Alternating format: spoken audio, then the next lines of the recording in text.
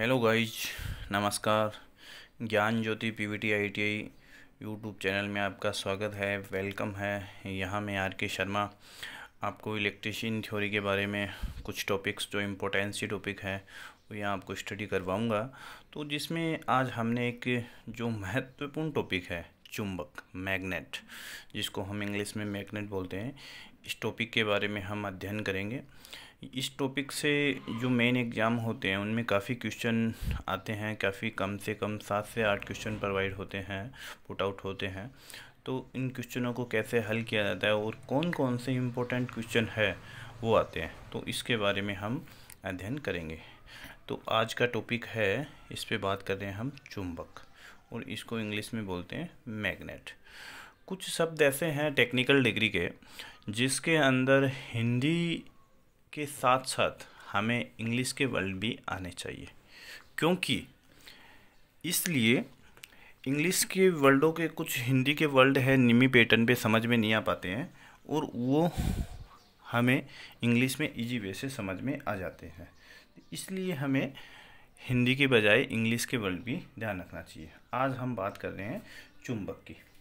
तो चुंबक की बात करते हैं। सबसे पहले हम चुंबक की परिभाषा की बात करते हैं कि चुंबक की परिभाषा क्या होती है, चुंबक की डेफिनेशन क्या होती है, चुंबक को किस तरीके से व्यक्त किया जाता है।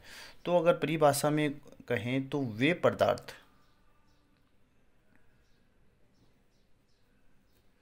जो लोहे पदार्थों को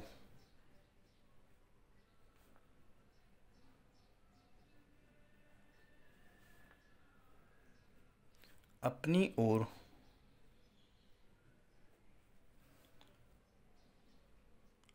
आकर्षित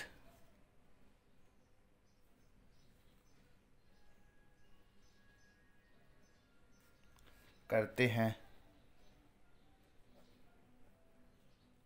चुंबक कहलाते हैं।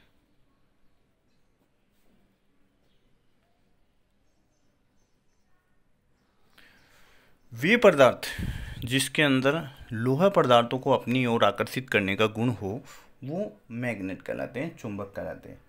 अगर हम चुंबक का वर्गीकरण करें कि चुंबक की कितने प्रकार से बांटी गई है, तो चुंबक का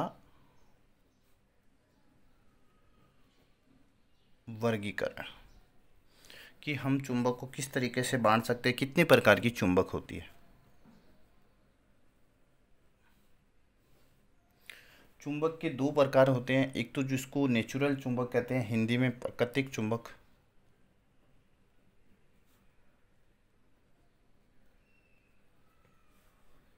और इंग्लिश में इसको बोलते हैं नेचुरल।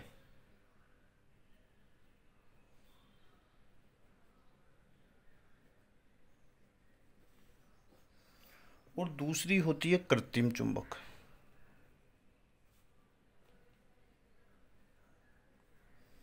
जिसको हम इंग्लिश में बोलते हैं आर्टिफिशियल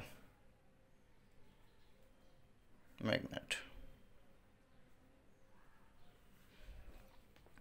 जो प्राकृतिक चुंबक है ये हमें नेचुरल तरीके से प्राप्त होती है, प्रकृति से प्राप्त होती है। और जो कृत्रिम चुंबक है, इस चुंबक को हम बनाते हैं, मानव द्वारा जो निर्मित चुंबक होती है इसे कृत्रिम चुंबक के रूप में कह सकते हैं। अब कृत्रिम चुंबक है, इसी के भी दो पार्ट्स हैं, दो भागों में कृत्रिम चुंबक को बांटा गया है। एक तो स्थायी चुंबक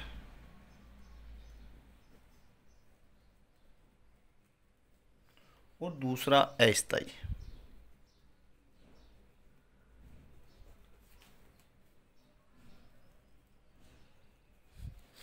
इसको इंग्लिश में बोलते हैं परमानेंट मैग्नेट,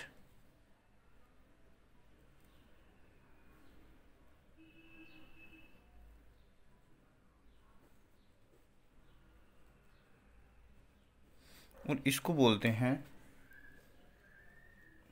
इसका दूसरा नाम विद्युत चुंबक भी कह सकते हैं। इसको इंग्लिश में बोलते हैं इलेक्ट्रोमैग्नेट।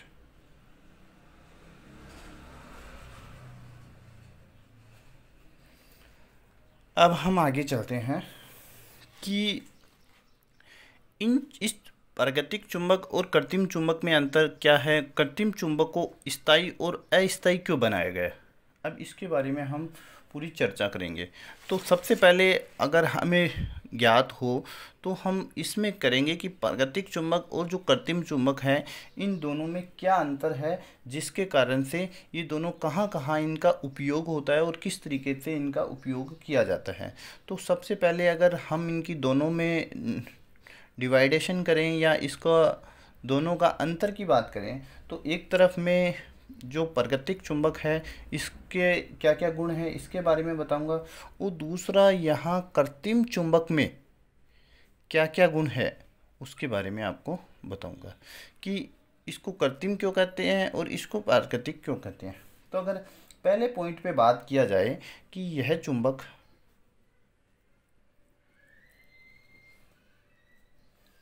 प्रकृति से प्राप्त होती है, मतलब नेचुरल तरीके से प्रदत्त होती है या प्राप्त होती है, एक ही बात है।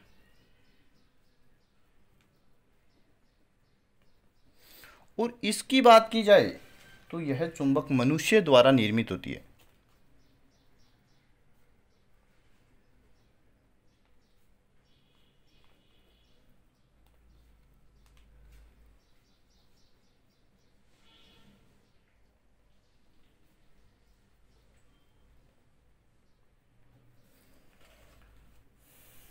इनका सामर्थ्य कम होता है,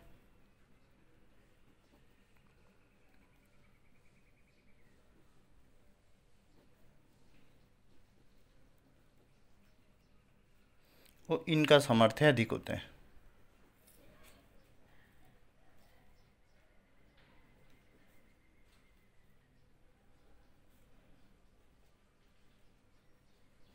ये दोनों में ये बेडोल होती है, कोई भी आकार नहीं होता। इनका आकार व आकृति निश्चित होती है।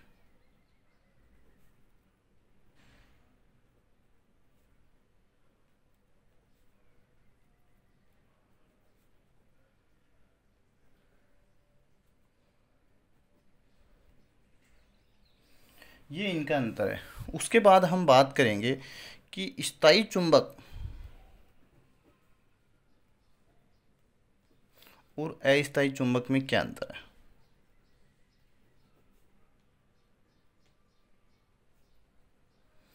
अगर हम अस्थायी और स्थायी चुंबक के पॉइंट को देखें तो इनका एक बार चुंबक करने के बाद अगर स्थायी चुंबक की बात करें, इनको एक बार चुंबकीय करने के बाद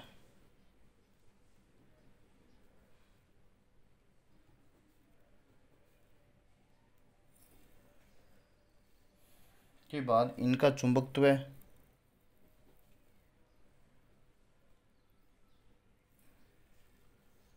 सदैव विद्यमान रहता है।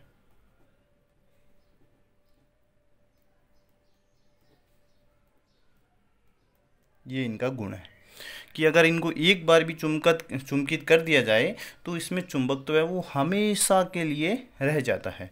और अस्थायी का ये गुण नहीं होता है, इसमें ये गुण होता है कि इसमें चुंबकत्व सिर्फ तब तक ही विद्यमान रहता है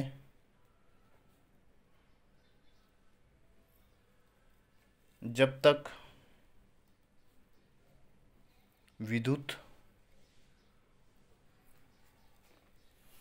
धारा का प्रवाह होता रहता है।